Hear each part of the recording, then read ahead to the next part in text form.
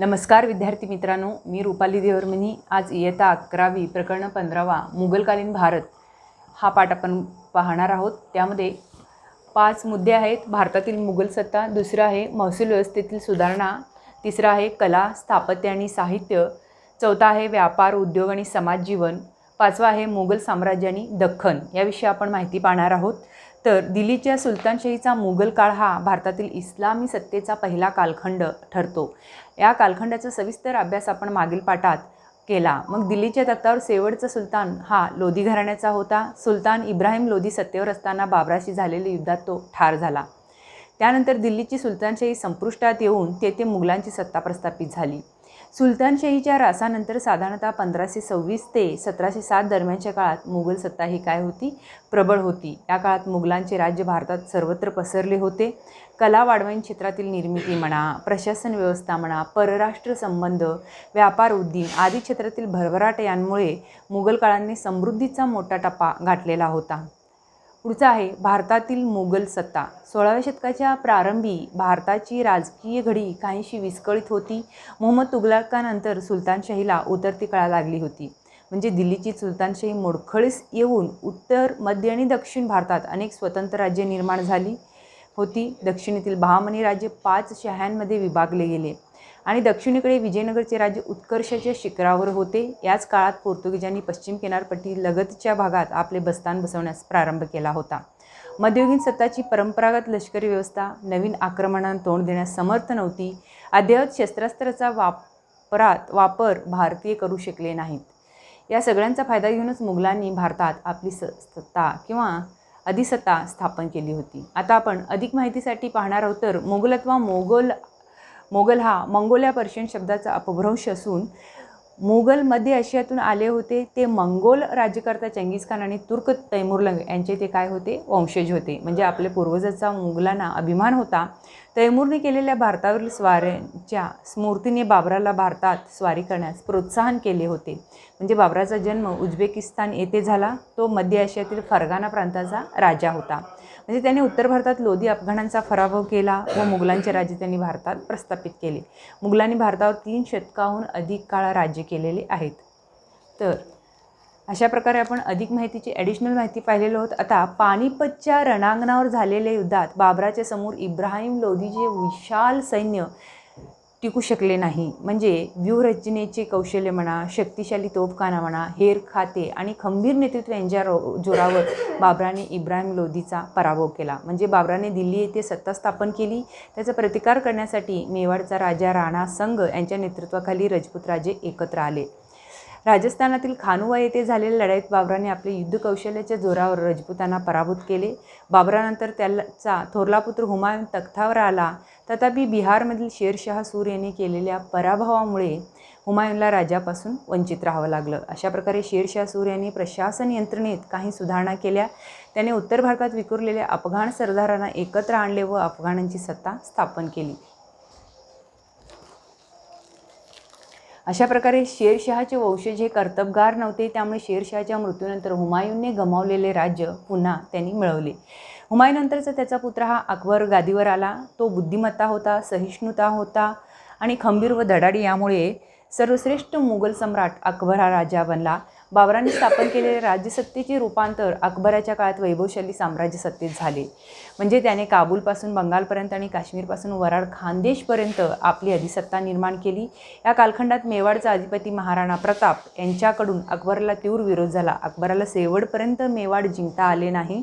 त्यामुळे साम्राज्य विस्तार करत असताना अकबराने राजपूतांबरोबर समोपचाराचे धोरण स्वीकारले। म्हणजे हिंदुस्थानात मुघल सत्ता मजबूत करायची असेल तर येथील लोकांची मने न दुखविता मुघल राज्याचा पाया भक्कम करता येईल हे अकबराच्या लक्षात आले होते। अकबरानंतर जहांगीर म्हणा, शहाजहान आणि औरंगजेब यांनी दिल्लीचे तख्त समर्थपणे सांभाळले। औरंगजेबाने राजकर्ता म्हणून मुघलांचे साम्राज्य दख्खनच्या प्रदेशात विस्तारण्यासाठी सतत प्रयत्न केले। म्हणजे त्यांची कारकीर्द सरहद प्रांतातील युद्धे, उत्तर व दक्षिण भारतविषयक धोरण, कठोर धार्मिक धोरण, मराठा मुघल साम्राज्य संघर्ष इत्यादीसाठी विशेष महत्त्वाची ठरली। म्हणजे औरंगजेबाची शेवटची सुमारे 25 वर्षे दक्षिण हिंदुस्थानात त्यांचं मराठ्यांशी संघर्ष करण्यात झाला आणि या काळात दक्षिणेतील मराठ्यांचा साम्राज्य विस्तार म्हणा, युरोपीय लोकांच्या हिंदुस्थानच्या राजकारणातील हस्तक्षेप म्हणा, या गोष्टींना या काळात सुरुवात झालेली होती. म्हणजे त्याचबरोबर मुघल सत्तेला या काळात उतरती कळा लागली. शेवटी 1857च्या स्वतंत्र लढ्यात बहादूरशाहच्या काळात मुघल सत्तेचं काय झालेलं आहे, अखेर झालेलं आहे. पॉईंट दुसरा आहे महसूल व्यवस्थेतील सुधारणा. अकबरांनी शेरशाह सूर यांनी निर्माण केलेल्या महसूल व्यवस्थेत काही सुधारणा केलेल्या होत्या. त्यामुळे मुघलांची महसूल व्यवस्था अधिक शिस्तबद्ध बनली. त्याने जमिनीचे सर्वेक्षण करून जमिनीची प्रतवारी केली. त्यानुसार जमिनीची विभागणी सुपीक, नापीक, बागायती आणि जिरायत अशा 4 प्रतींमध्ये करण्यात येऊ लागली. प्रत्येक शेतकऱ्यांकडे असणाऱ्या जमिनीचे क्षेत्र नोंदविले गेले. जमिनीतील उत्पादन ठरवण्यासाठी तत्पूर्वीच्या 10 वर्षातील उत्पादनाची सरासरी काढली गेली व या सरासरी उत्पन्नाचा 1/3 हिस्सा जमीन महसूल म्हणून निश्चित करण्यात आला. हा महसूल 10 वर्षासाठी कायम केला गेला. त्यामुळे शेतकरी पुढील 10 वर्षे जमीन महसूलाबाबत निश्चित होत असे. महसुलाची निश्चिती झाल्यावर शेतकऱ्यांकडून त्यासंबंधीची कबलायत व पट्टा ही कागदपत्रे तयार केली जात असत. या पद्धतीनुसार महसूल रोख अथवा शेतमालाच्या रूपात वसूल केला जात असे. तसेच शेतकऱ्यांना जमीन कसण्याकरता काही कर्जावर रक्कम दिली जाई व पुढील काळात सुलभ हप्त्याने ती वसूल केली जात असे. दुष्काळ म्हणा, महापूर, रोगराई अशा संकटाच्या काळी शेतकऱ्यांना महसुलात माफी अथवा सूट मिळण्याची तरतूद या पद्धतीत होती. अशा पद्धतीने महसुलांबाबत निश्चिती निर्माण झाल्यामुळे शेतकरी काय झाला, समाधानी झाला. यामध्ये बादशाह अकबराचे लोककल्याणकारी धोरण प्रतिबिंबित झालेले दिसते. अकबराच्या दरबारातील राजा तोडरमल हा त्याने केलेल्या जमीनविषयक सुधारणांसाठी काय आहे, अत्यंत प्रसिद्ध आहे. पुढचा पॉईंट आहे कला, स्थापत्य आणि साहित्य. या मुद्द्यांबद्दल आपल्याला चर्चा करायची आहे. मुघल काळात अकबर, जहांगीर आणि शहाजहान अशा 3 सम्राटाच्या कारकिर्दीचा प्रदीर्घ कालखंड शांतता, सुव्यवस्था व समृद्धीचा होता.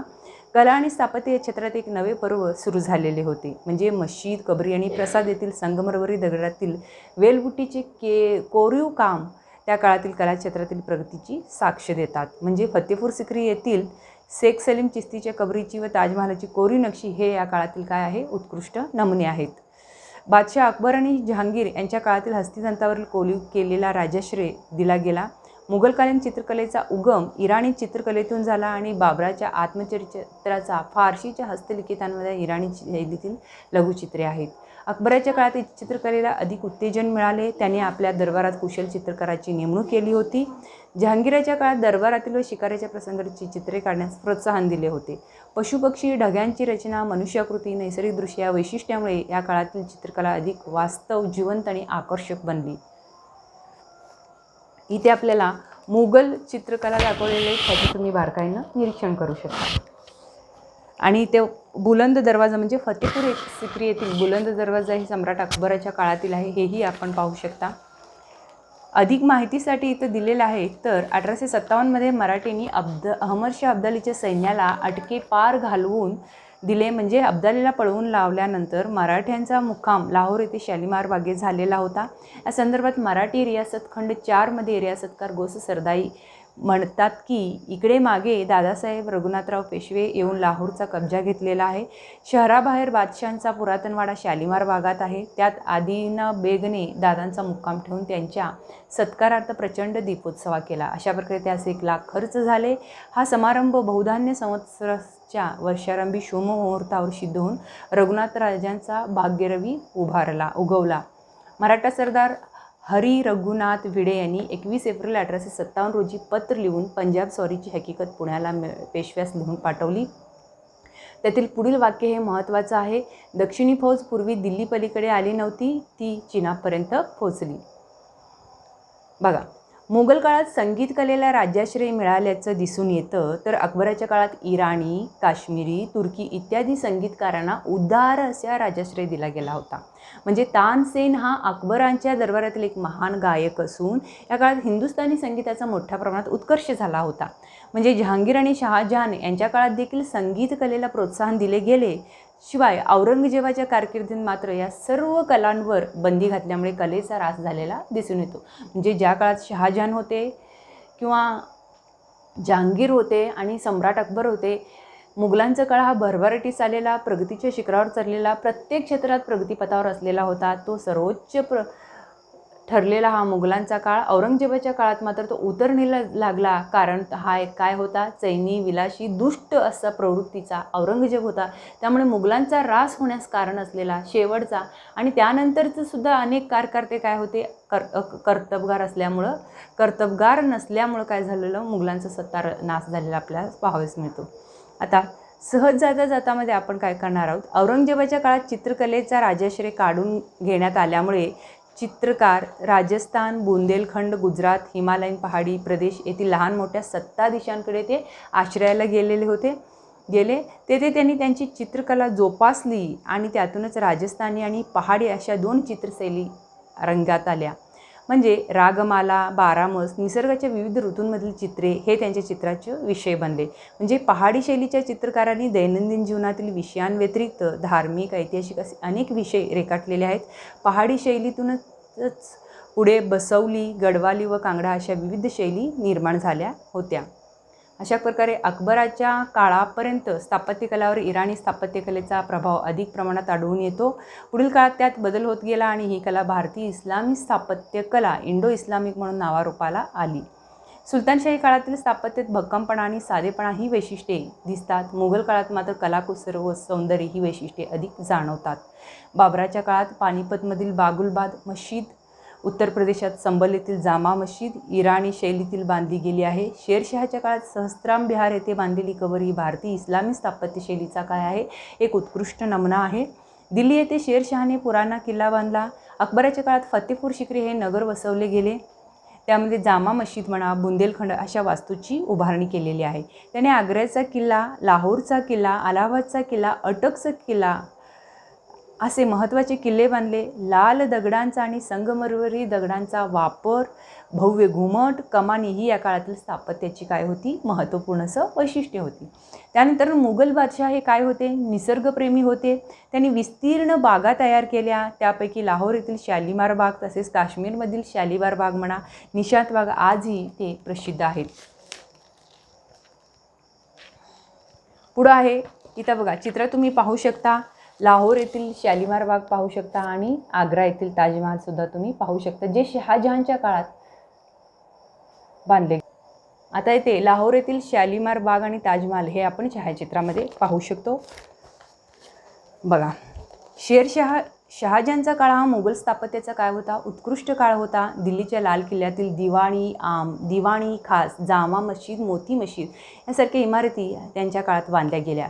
म्हणजे आग्र्याचा ताजमहाल ही या काळातील एक अजोड आणि अमर कलावस्तू म्हणून प्रसिद्ध आहे.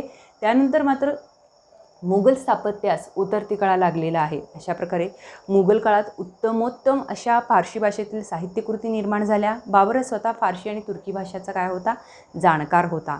बाबरनामा हे त्यांचे आत्मवृत्त प्रसिद्ध आहे. त्यानंतरचा महत्त्वाचा ग्रंथ म्हणजे हुमायूनच्या काळातील मिर्झा हैदर यांच्या तारिके मशिदी हा होय. म्हणजे अकबराने राजतरंगिणी, लीलावती, रामायण, महाभारत, हरिवंश आणि पंचतंत्र यासारख्या संस्कृत ग्रंथाचे फारसीत भाषांतर करून घेतले.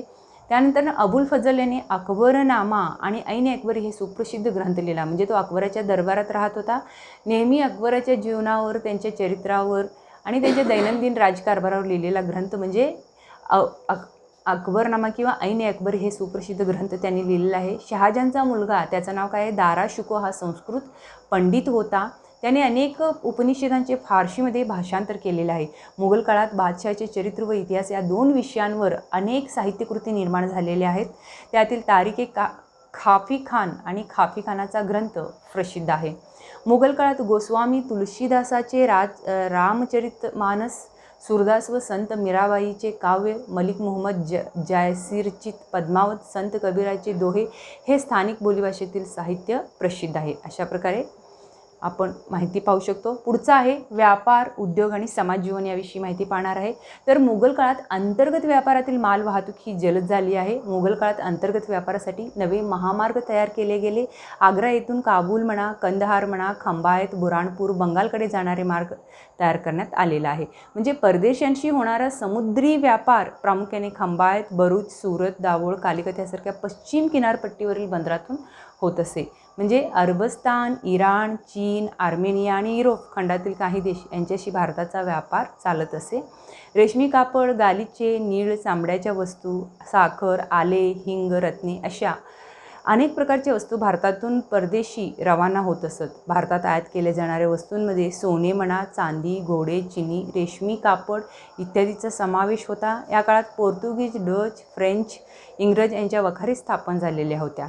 म्हणजे युरोपियन मालाच्या बदल्यात भारतातून मसाल्याचे पदार्थ म्हणा, सुती कापड इत्यादी वस्तू नेले जात.